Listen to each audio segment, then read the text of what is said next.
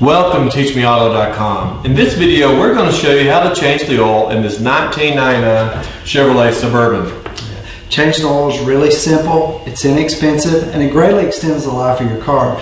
Now before I change the oil, I usually take the vehicle for a short drive just to kind of get it up to temperature. And the reasoning behind that is that the oil will flow out a little bit smoother, and any sludge or deposits or any that are in there, they'll go ahead and flush out when you drain the old oil out. But it's not absolutely necessary. I mean, the main thing is you don't want to change the oil when the engine is really hot, because hot oil can cause burns. And other parts under the car you'll be working around can also be very hot, like the exhaust system. But since I drove this vehicle over here about an hour ago, I think it's cooled down enough that we can safely change the oil.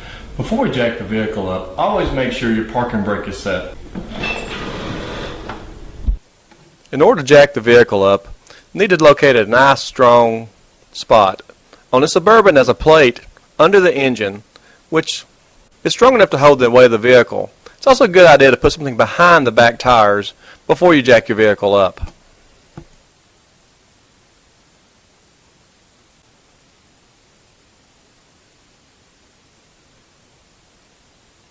Now we've jacked our vehicle up, we're going to place jack stands under here to secure the vehicle. We've actually jacked this vehicle up higher than we normally have to, but we did it for video purposes. Once we have the vehicle at the height you want it, we'll slide the jack stand into position. On this Suburban, we're putting the jack stands under the frame. This will support the weight of the vehicle easily. Once we have it in position, we lower the jack.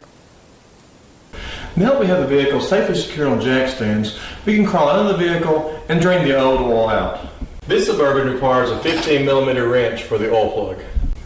Put your wrench onto the oil drain plug and turn it counterclockwise.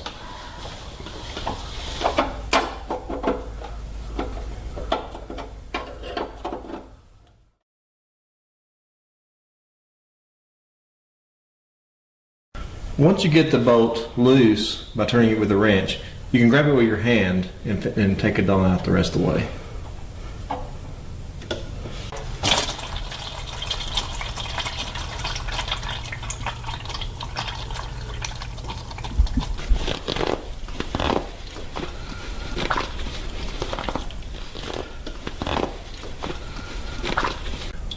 Once all the oil is drained out, make sure you put your oil plug back in.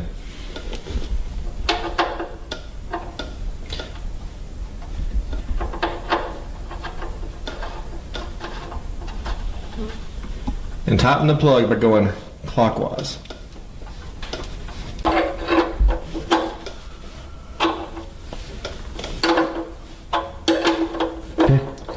Once the oil plug is all the way in, turn it about an eighth to a quarter of a turn to kind of snug it down. Just make sure you don't over tighten it.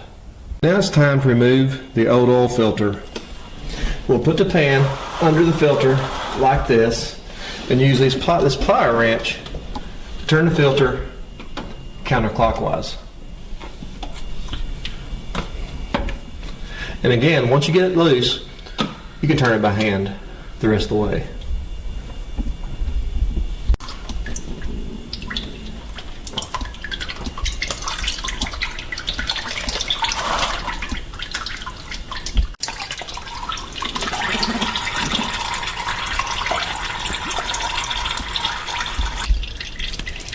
Once you have the old filter removed, make sure the rubber gasket is still attached to it.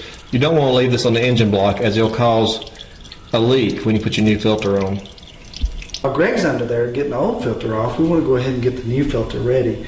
What I usually do is take a little bit of oil and put on this rubber gasket.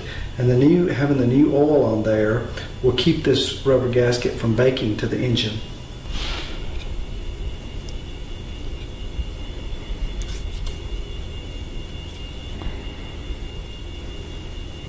Hey Joe, you get that filter ready for me? Yeah. To put the new oil filter on, it's basically just reverse the process of taking the old one off. Put it back up here and turn it clockwise with your hand. When the filter makes contact with the engine block, turn it about a half a turn. You can usually do this with your hands. And be careful not to over tighten. Never tighten it up with a wrench. Alright, now that Greg's out from under the vehicle, we're going to jack it back up, get our jack stands from underneath the vehicle, and we're going to let it down on a level surface so that we can add the fresh oil.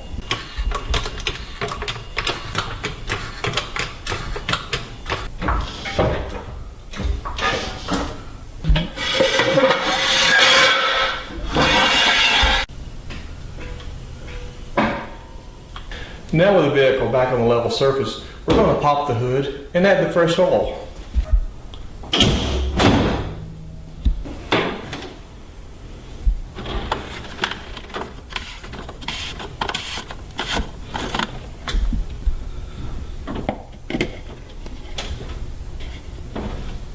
This vehicle takes 5 quarts.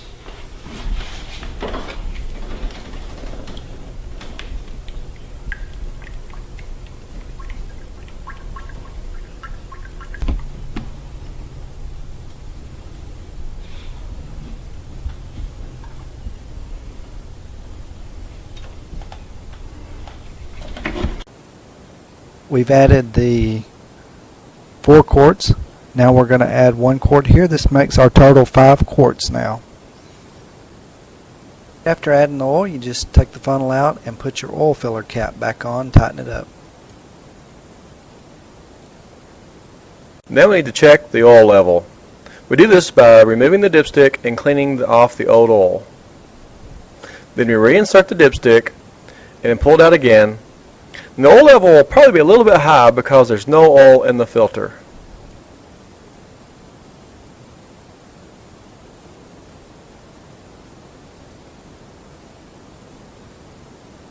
You need to crank up the vehicle and let the oil circulate for a few seconds.